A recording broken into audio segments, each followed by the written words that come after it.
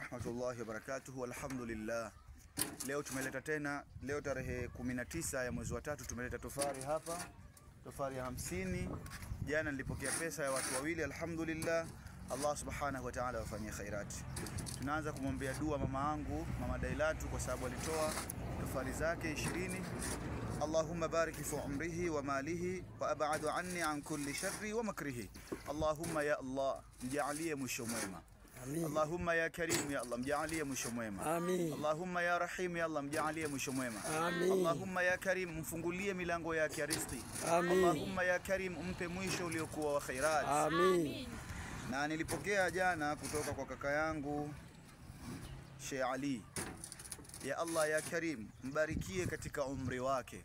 Amin. Ya Allah ya Karim, mbarikie katika umri wake. Amin. Ya Allah ya Karim, mfungulie riziki zake. Amin. Ya Allah ya Karim, umpe mwisho uliokuwa mwema. Amin. Allahumma ighfir lahum warhamhum waskunhum fil janna.